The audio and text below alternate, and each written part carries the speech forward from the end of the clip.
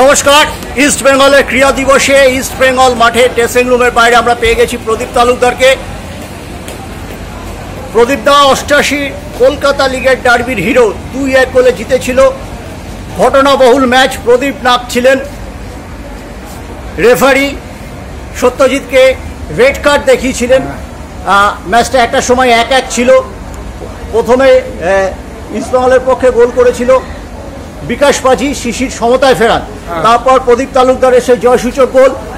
আর তুমি আজকে ইস্টবেঙ্গল ক্লাবে এসে কতটা নস্টালজিক, বিশেষত 4-5 দিন পরে যখন আবার খেলা একটা বড় ম্যাচ, ডুরান্ডের ডার্বি, প্রেক্ষাপট সম্পূর্ণ আলাদা, কিন্তু তবুও কি বলবে? আমি এই বলছি, আমার ইস্টবেঙ্গল ক্লাব সত্যি করে বলছি, খেলা দেখলেই বোঝা যাবে প্লেয়ার যদি ভালো হয়, যদি প্লেয়াররা নিজেদের মতো খেলে তো নিশ্চয়ই আপনি রেজাল্ট পাবে।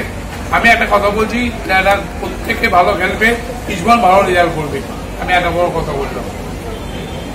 কিন্তু মোহনবাগান তো সুপার সাইড, তিনটা প্রথম খেলছে। ইস্টবেঙ্গল তো মাঠে নামবে যখন ইস্টবেঙ্গল প্লেয়ার হিসাবে, ওই খেলবে যখন একদম ইস্টবেঙ্গল হিসাবে।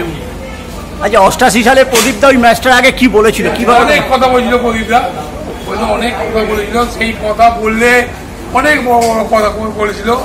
খেলেছিলাম ম্যাচটা মাঠে,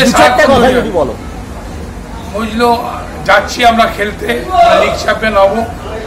মোহনবাগান ড্র করলে চ্যাম্পিয়ন, জিতলে চ্যাম্পিয়ন। সেই ম্যাচটাকে আমরা জিতিয়ে দিয়েছিলাম। এই মতো আনন্দ কিছু নেই।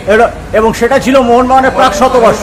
হ্যাঁ, প্রশান্ত ব্যানার্জি প্রতিপক্ষ দলের ক্যাপ্টেন ছিল এবং ওরা জেসি গুহ ট্রফির সবকটা চ্যাম্পিয়ন হয়েছিল, যেটা ইস্টবেঙ্গল ক্লাব করেছিল। আমরা যেমন ইস্টবেঙ্গলে ডুরান্ড চ্যাম্পিয়ন হতাম বিএসএফ এর সাথে। 3-2 ম্যাচটা হেরে গেছিলাম, 3-2-1-এ আমি হেরে গেছিলাম। আমি হেঁটে ইস্টবেঙ্গল আমার রাখিনি।